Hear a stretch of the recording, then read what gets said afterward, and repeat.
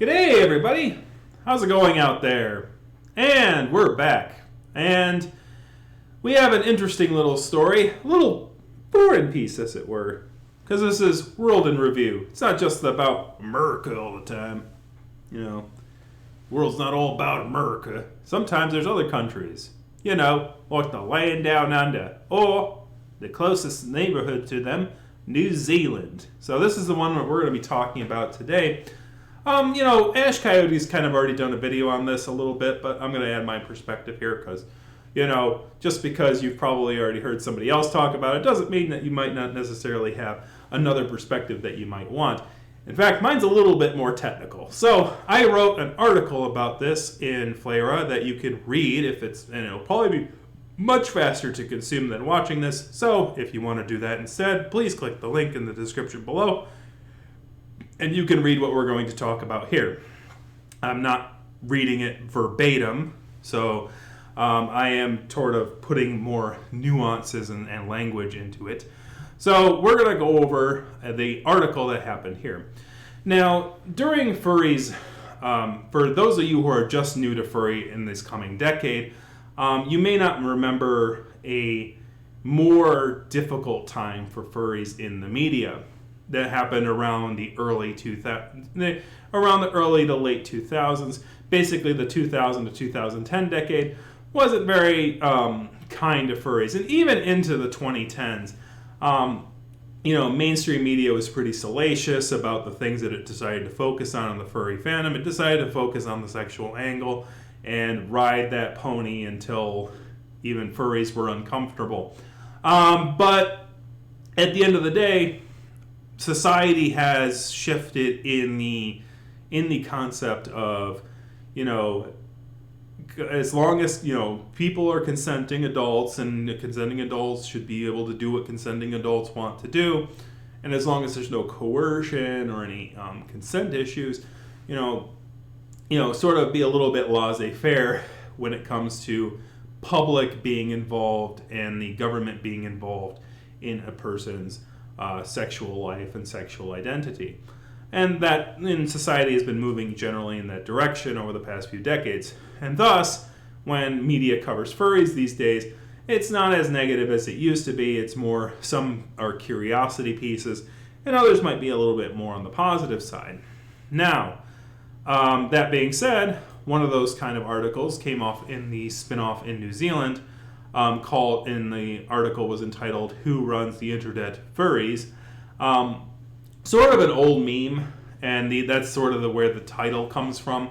It's not really a literal thing. There are many people in the IT sector, in the IT spaces, but this is sort of an expose of furries in New Zealand within the IT sector.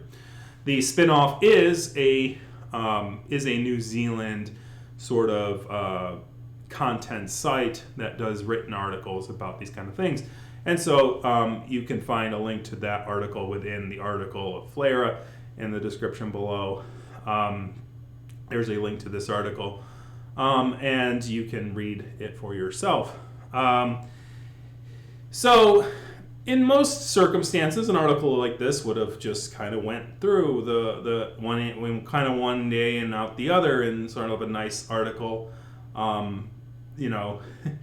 Maybe, just maybe, if you remember it for over the year, you can make this the furry article of 2022. The Ursa Majors are open right now, but you got to vote for things that were written in 2021. This was written in 2022, so this don't count right now. Okay? And if you want to put one of my articles in for 2021, that'd be great. That'd be great. Nominations are open until February 12th. So get on that. If you have furry content that you want to like, movies and whatnot. Anyways, interjecting that because that's also at Flera information about voting for Ursa Majors and stuff. So back to the topic at hand. Who runs the internet? Furries. It's an old meme, and so they did a little article where they're interviewing some New Zealand guy in IT who's also a furry in his spare time. But somebody was not happy. And that is what the news is about today. Now, Ash Coyote did do a video covering this as well, And I'll put her video in the card up above if I remember to do so. Hopefully I do, because sometimes I forget to do that. But you have, my coverage is going to be a little bit more weird and technical than hers is, where hers is more socially expressive. So the end of this thing. So basically, there was a New Zealand political, what they call a think tank group, called the Taxpayers Union. And the spokesperson for that particular small think tank group in New Zealand basically used this article about the furries to basically try to go on a tangent as to why this article was too far, and it's outrageous, and taxpayers are spending money on this thing that they shouldn't spend money on. And so here was what they had to say about that. And we'll go into more details about the numbers that they're providing a little bit later. We're just going to socially react to this for right now, and then afterwards I'm going to actually break down the numbers and do other things. So here we go. All right. On 11th of January, for immediate release, media release, public internet journalism given a bad name. Public interest journalism given a bad name by furry investigation. First off, it wasn't an investigation. It was an interview. There's a little bit of a difference there. It's one of those things where not all journalism has to be investigative. I think this is probably where this person kind of gets a little confused. It's like not all journalism is combative or conflictive. Some of it is just, public curiosity. Public interest doesn't necessarily mean I have to skewer my opponents and let their blood run through the streets. That's not what public interest always means. Information that is of public interest, like how do you save up a retirement account, right, can be of public interest, but is not combative. But anyways, here we go. And speaking of combative, here comes some combativeness, because this person likes combativeness. He wants more combativeness in his journalism, dang it. Anyways, the credibility of the $55 million $55 million public interest journalism fund is undermined by a taxpayer-funded article about furries. Hey, we're going to play a game right now in the comment section below. Guess how much of taxpayer money went to this thing? If you read my article already, you're cheating. But if you probably don't remember the dollar amount anyway. But if you don't, put a dollar amount in the description below. We'll see who can get closest without going over. Let's play the prices right. How many of that $55 million went to this article in question on estimation? Let's try to do that. Answer near the end of the video. Anyways, $55 million was a taxpayer-funded article about furries, says the New Zealand Taxpayers Union. So this is from one of their tweets. So they're basically talking about themselves in the third person, which is, I don't know why people like to do that. It makes me crazy. Just, we say, says I, right? Like, you don't have to say, says the third-party organization that we are going to use the name to make us sound more powerful than we are, like a dog barking, like a pug barking at a strange man walking behind the house reading your electric meter. Anyways, union spokesperson Lewis Hausbrook, now once again referring to themselves in the third person and then going on with it, I guess. The Taxpayers Union does not oppose the rights of consenting adults to dress up as anthropomorphic dogs, cats, foxes, and dragon-tiger hybrids. The fact that you know about tiger-dragon hybrids is kind of makes me wonder there. You're looking at a little too much furry stuff, man. You don't even need to mention the hybrids. Jeez. Behind closed doors, but left-wing lifestyle websites should not be paid by taxpayers to write fawning articles fawning, if they're about deer maybe, articles normalizing this behavior. So let's do a little wordplay right now. There is nothing wrong with an adult grabbing a club and whacking a tiny ball 500 yards down a line, and I don't care if adults do that in their spare time, but we should not be normalizing the concept of playing golf. Then you have a problem with it. It's like, I don't care if men and women are getting together and having children, but we shouldn't be normalizing that behavior. See how weird that sounds? See how much it makes it? It basically goes, I'm saying a lie, here's the truth. I'm saying a lie, here's the truth. You're basically, literally the first sentence out of this board director's mouth is, I'm lying to my audience. Here's how I actually feel. Congratulations. Now, it's like, it's hard to take you seriously as a person when you do something like that. Anyways, so speaking of not taking seriously, let's go through the rest of this. Oh man, this is going to be a while, isn't it? Anyways, the spin-off IRL series was funded to publish in-depth investigative features.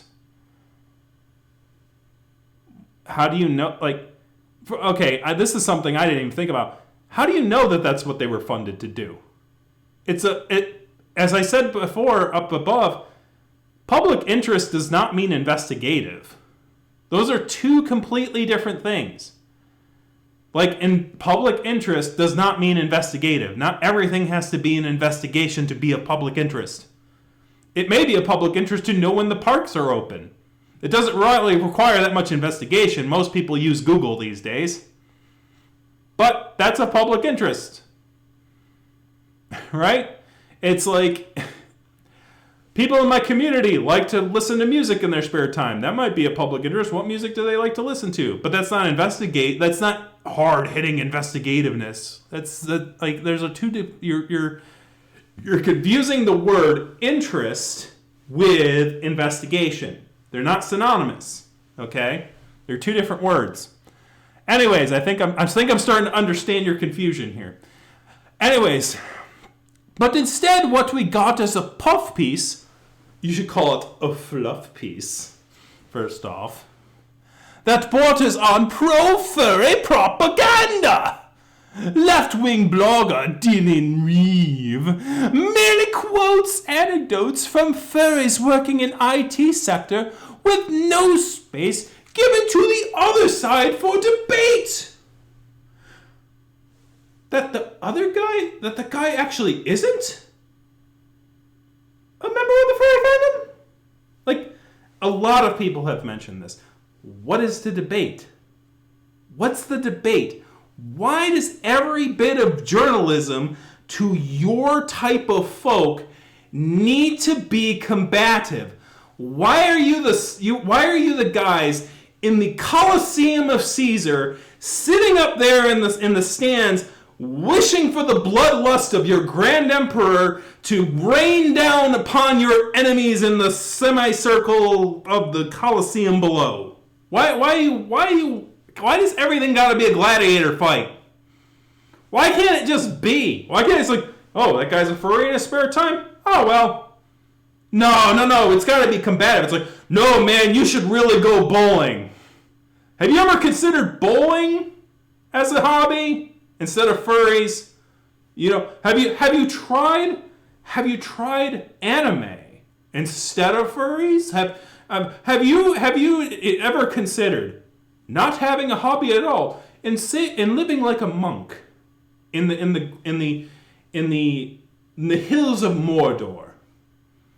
Okay. Is it Mordor? I know that thing takes place in New Zealand, but anyways, have you ever tried hanging out the Shire? How about just being a normal Lord of the Rings fan like every other New Zealander? Can you do that for us? What's there to debate? There's no... Why does there need to be conflict? right? Why does there always need to be conflict? Why is it that some people just can't live unless there's conflict? It just drives me nuts. Anyways, here we go. Speaking of conflict, let's keep going. A thorough journalist would have sought out quantitative data or at least verified facts on the prevalence of furries in the IT sector. I will give them one. If the article says that furries run the internet, being able to, quantify that, like what is the percentage of furries that are in the IT sector? Maybe our own, furry data people might be able to pull that for the International, Anthropomorphic Research Project or whatever that's called. Can't remember. It's been like freaking 2 years since I've had to do anything about that. It's been a while.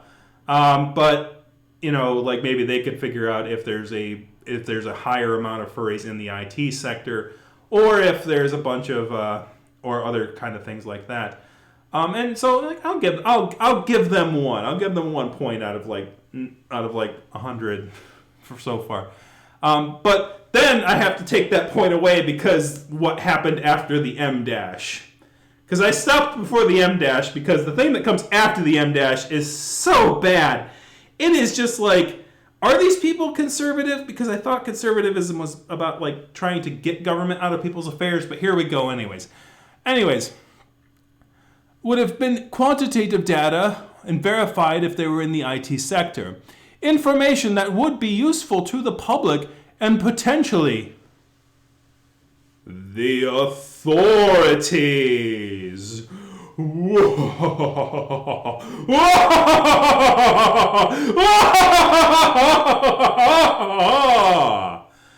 What the hell? This whole thing is about arguing that this is wasted taxpayer dollars spent on a puff piece. And we're going to go into the amount of money that it actually is, and it's not all that much. Spoiler alert, it's not all that much. It's not even close to $1 million. It's not even close to 1,000. We're going to go over that. But you know what costs a lot of money?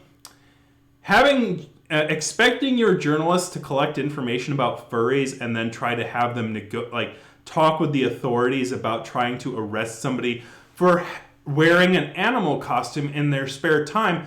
A thing which, by the way, as we would like to note, you said, we see no problems with adults doing these things in their spare time.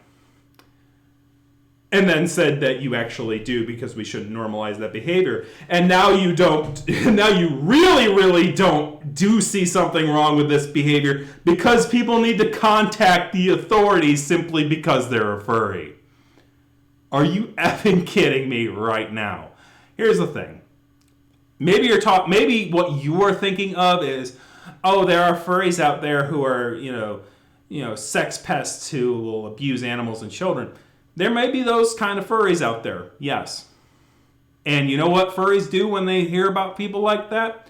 They contact the authorities. We don't need the journalists to do it. We do it ourselves. We take out our own trash. We don't let it pile up and then, the journalists will come in someday and pick up this trash. We see the trash, we pick up the trash, we put it out to the curb for the authorities to deal with. And it's a waste of resources, it's a waste of time to expect anybody, it's like, why do you expect every journalist who's talking to somebody to immediately contact the authorities? What is it with you Karens? I don't understand it. And I was like, oh, you use the word Karen. Oh, what about those Karens? Yeah, what about those Karens who are not pushy biatches, right? What about those Karens? It's not very fair to those Karens that because of those Karens are having to deal with this crap. And thusly, it's not very fair to furries to have to deal with the fact that there are furries who are scumlords. And yes, there are furries who have, we have to do the whole authority thing with. But it's not useful to the authorities because the person is working. They're just working at the Wendy's IT or at the IT Wendy's or whatever. They're doing their job. Why does the authorities have to go, hey, cop, come here for a second. There's a furry over there. There's a furry over there working in IT. What are you going to do about it? well, can he help me with like my car thing? Because it's been acting a fool this whole time. I don't know, man. Like, talk about a waste of resources, right? Wasting a cop's time by telling them about some random furry. Why don't you share the New Zealand article about the IT furry? Why don't you share it with the authorities? Why don't you make a news press?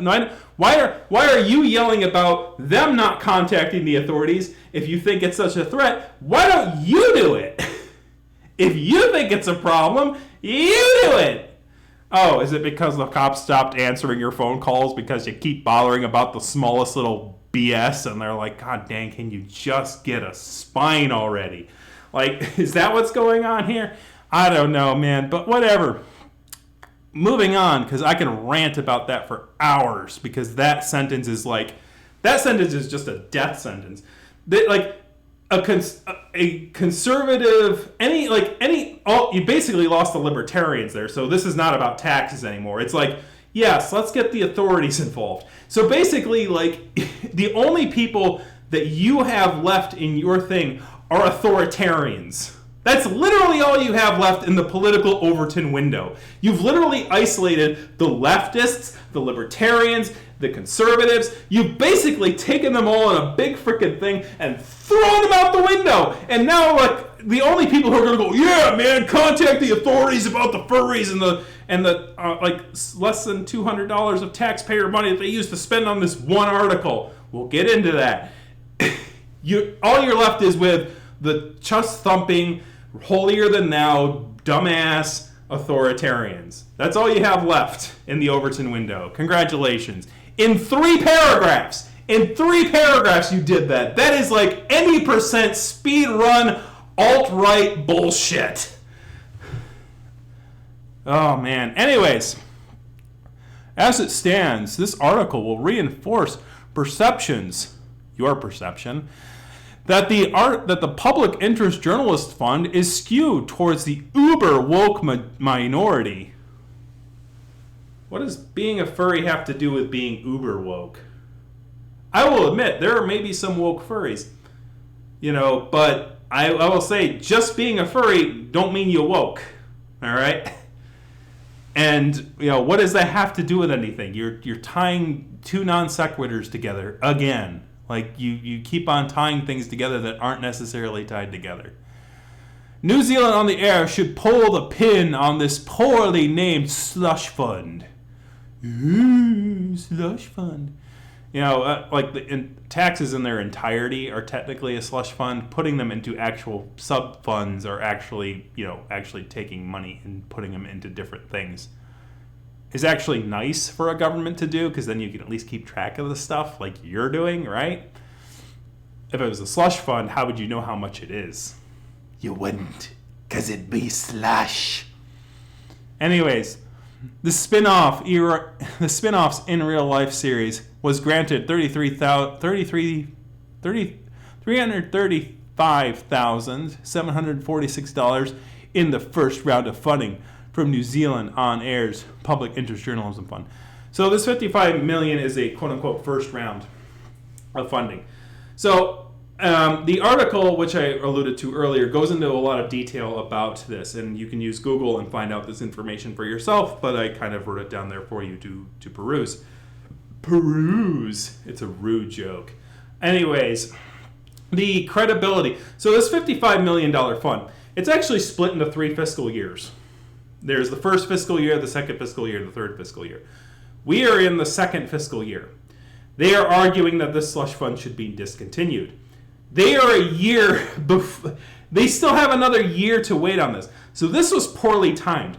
Literally, this person was triggered by the furry thing so much that they didn't hold on to the information until it was actually going to be of public interest for them to present their argument against funding this thing again a year from now. Instead, they blew their wad now because somebody wrote a furry article.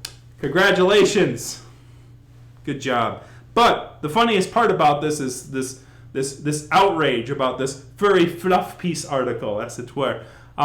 It's how much money of it has been spent. So I did a chart, a pie chart, and we're going to go into even more detail. But here is, of the spinoffs, $335,000 pot. I went through and I counted the number of articles from December 16th to January 16th, and I basically took the Furries Run the Internet article up here and put it in a slice of pie here compared to all the other articles that the spinoff website had. Now, the numbers might not be perfect, but I'm pretty confident in the results here. So I counted the number of each of these things and put them into their own pie slice. As you notice here, the Furries that Run the Internet thing isn't actually all that powerful in here. It's actually a very small percentage. And by the way, this is something I didn't note in the article, but I'm noting it here now because I just thought of it.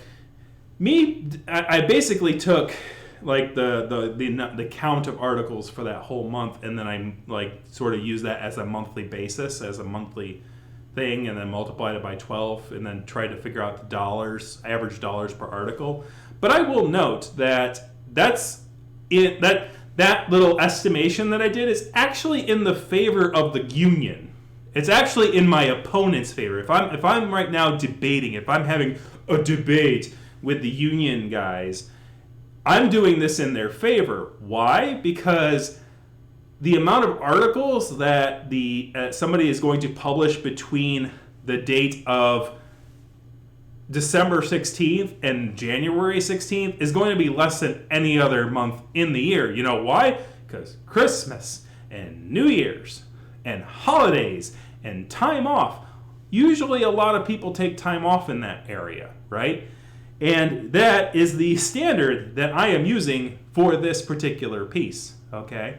So this is the interesting thing about this, is that you can see there's a lot of society articles here. So in essence, I think that that's why that this thing right here, this one, almost 1/3 of articles being of a grouped as a society piece, might be a result of the public funding that was given, right? That, the government wanted them to do pieces about New Zealand society in general, and not like focus on sports or business or food or music or any of these other things. And maybe even this ATIA thing. I don't even know what that section is. I think it's for I'm a little uneducated on it, and I didn't read the articles. I just kind of counted them. But my suspicion is that they are a native group, or basically a what they call them, indigenous group. Like they are indigenous folks to the New Zealand area. So maybe they write articles of interest of that. And maybe that's what they have a problem with, but furries is easier to hit because furries is just a hobby, and attacking a news organization because they're covering indigenous folks is not a good look.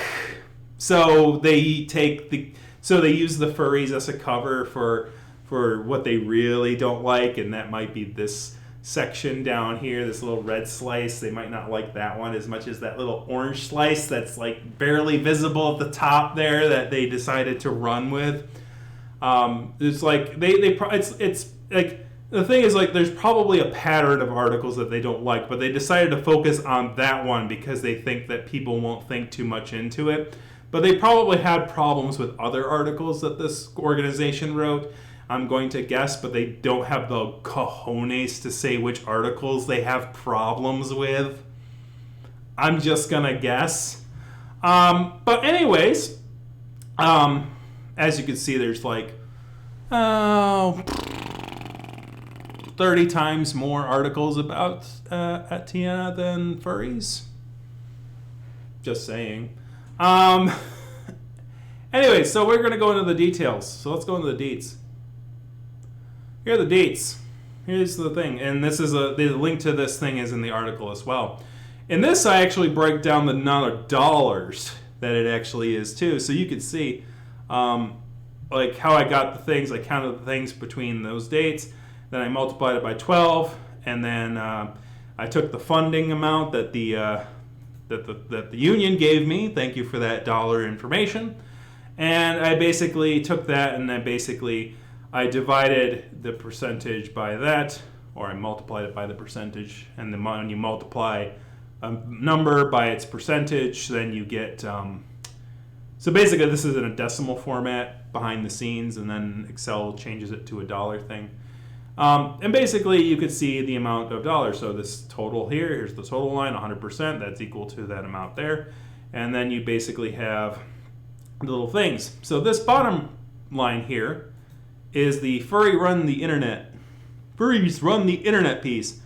So the grand total, and as I said earlier, we would allow you to guess, was $136.48, assuming that the subsidy from the government is treated equally across all articles on the website, which may not be the case. Maybe they just supplemented, maybe this is one that they're doing on their own, and that the supplemented ones are the society and the ATIA things as mentioned earlier.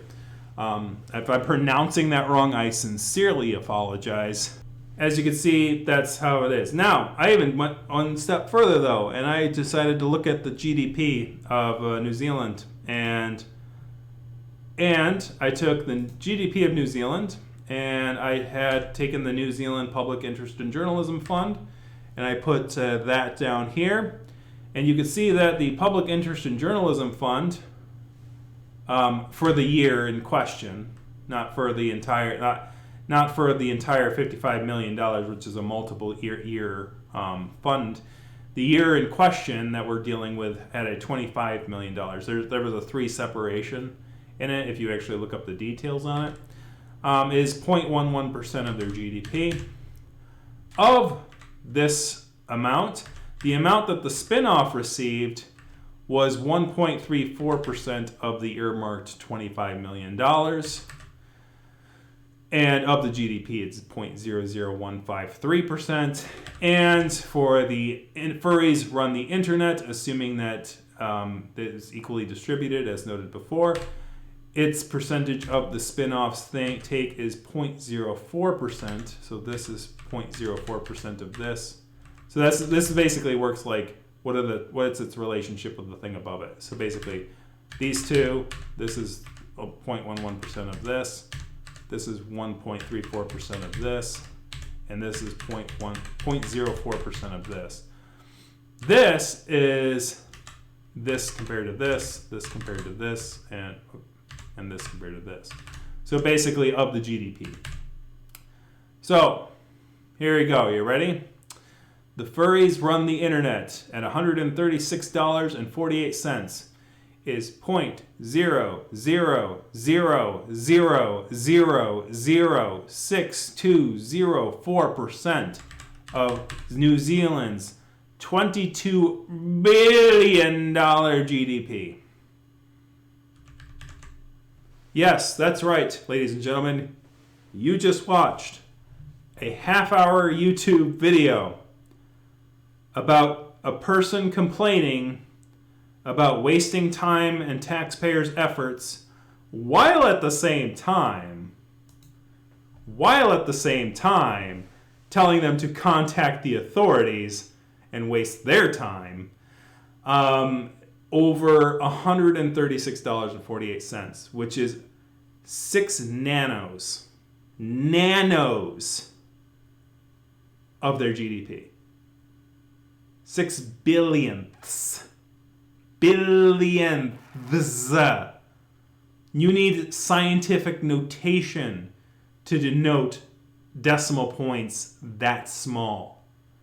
And if this kind of person is wasting this much time over this little money, then how are you getting through life, man? There's penny pinching, and then there is things. It would literally be like if you as a person, let's say you have a $50,000 budget. Let's do this right now. Let's do it live. Let's do this live. Let's say you're a person who makes $50,000 a year. Let's say that's your GDP. You make $50,000 a year, okay? Let's see how much you would be losing sleep over if we take it in proportion to this furry article. So let's take that and multiply. So we're going to say F. So I just put that in F2, and we're going to multiply that by that number. Oh, 0.00, not even a penny. All right, well, let's move the decimal point, shall we? Ah, not even a tenth of a penny. Can't even put this on a gas station sign. All right, let's move it again. There we go. 0.0003 cents. So let me ask you, tax man, tax union, people who are supposed to be good with finances, is it wise for a person to write a newsletter to themselves or for their daughter to write them a newsletter over the 0.00 for their father that makes $50,000 a year? Is it wise for their wife to complain at them for a expenditure of 0.0003 cents?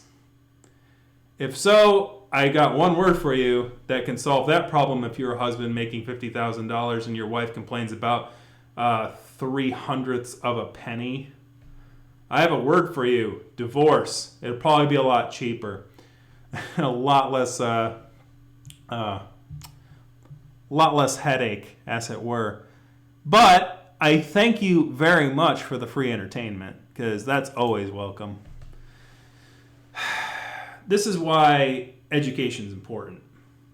This is why authoritarianism and populism based on the feelings of individuals, not based on the foundations of math, but using random numbers, because $55 million is a big number, but they didn't tell you that that's not what they're talking about here. And in fact, they kind of gave away their own game by starting off with that $55 million at the top. And they don't expect people to read below that. But if you go to the very bottom, they're like, oh, this is actually only about $335,000 and not the $55 million. That's not what we're like. So, and then basically now we're down in the weeds where we're actually talking about $136.48. And this is what all this was about. Thank you very much for that. So maybe learn some maths. Maybe learn some Excels. Maybe learn to use an abacus. I don't know, man. All I can tell you is that, you know what I want people doing for my taxes and doing for my spending on where expenditures should come and go for? I want somebody who's educated. I want somebody who isn't using, big numbers to scare people, but instead go, there's worse things out there. And this is something I note in my article, and I'll leave it at this. I believe in questioning things like this. I believe in questioning things when you think the government expenditures.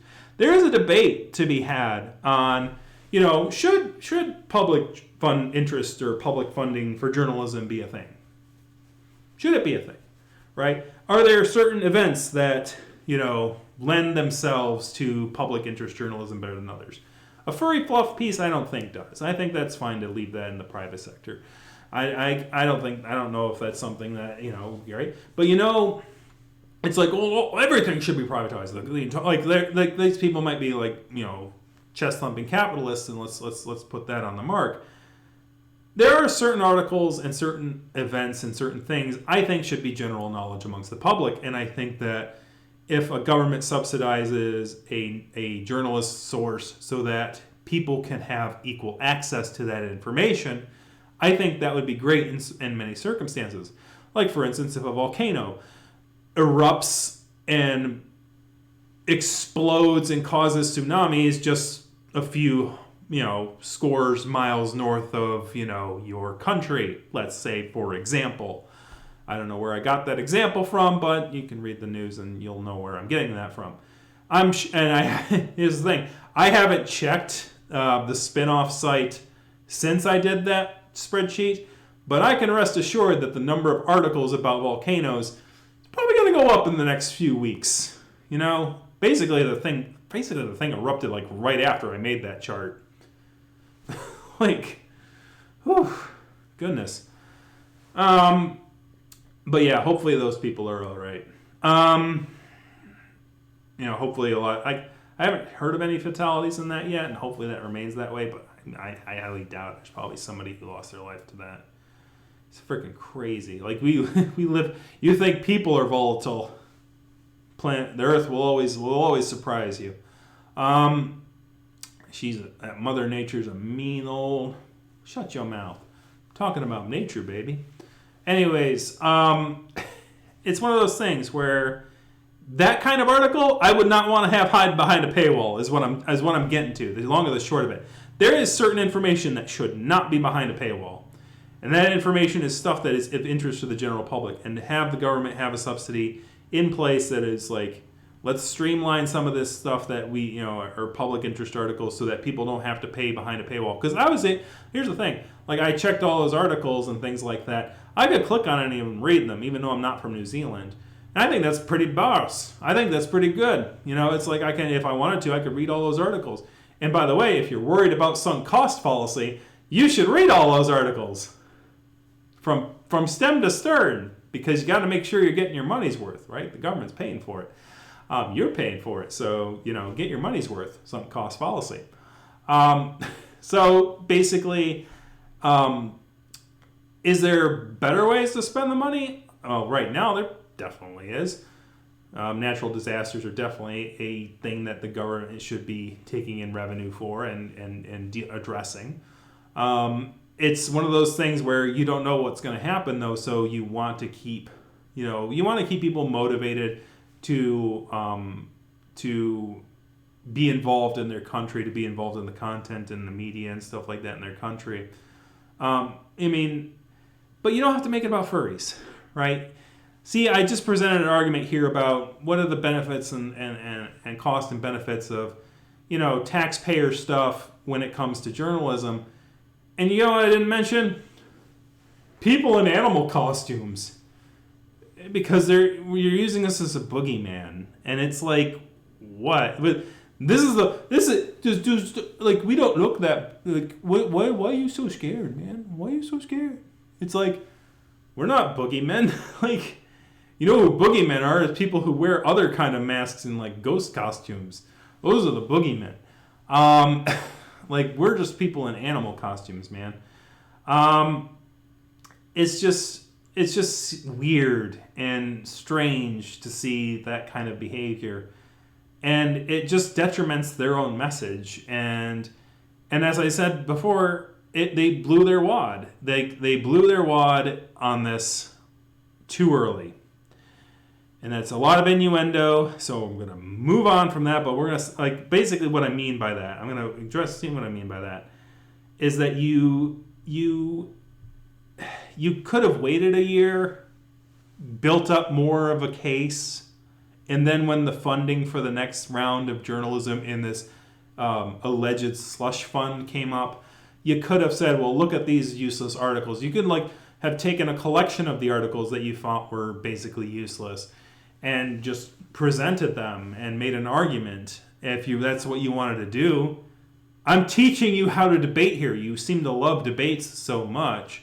Like, wait until you can use it. Don't splurge it now, because now the debate's been had, and it's like, as a furry, now I've made a defense for the furry article because I'm a furry, so of course I'm going to defend the furry article. And now my defense made you look silly. And now whenever if you bring up this argument to whatever the next funding thing is, someone's going to point to this video and go, they're arguing over 0.3 of a cent for a person who makes $50,000 a year, right? Like, not even a blip on the radar, right? If you invested that much in the stock and you missed it and it was gone tomorrow, then you wouldn't have even noticed it was there in the beginning. It's not even a penny. What are you doing, right? And so, you have, anger as a tool is, don't allow yourself to be manipulated into anger by people like this. That's my last statement on this whole shebang, is don't allow your emotions and your wherewithal to be frazzled for less than a penny. because like a penny for your thoughts was how it was supposed to be like at the beginning of the founding of the United States, and inflation has gone so high. It's like whoever knows how much a penny is now, like not worth what it was used to be. So you definitely should not be getting angry over such an insignificant amount. You should be getting it was $55 million. If you're trying to break down the $55 million, then you need to complain more than just one furry article that cost $135. You got to have a bigger argument than that.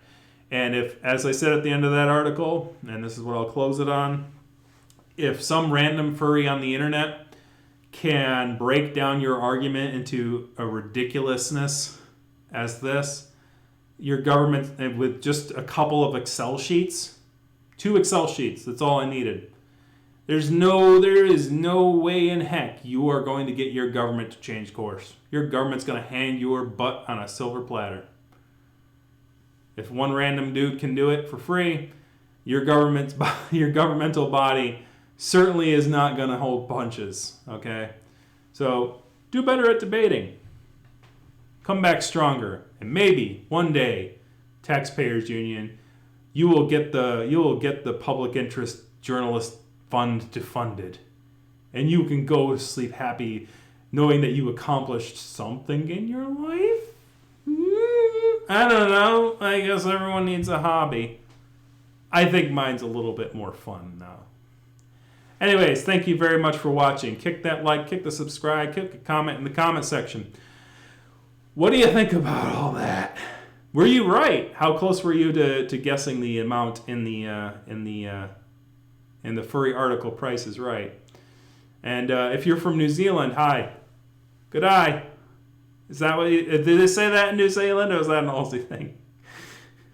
No, I'm from Aussie, I'm New Zealand. They're 2 different countries, mate. Did they say mate in New Zealand? I don't know. I'm a freaking Yank. I have no idea. I'm an uncultured Yank. I just like spreadsheets, okay? Don't judge. I'm better with spreadsheets than I am with cultural and understanding cultures, as can be things. But I love people, all right? I love y'all. Thank you. Have a good one.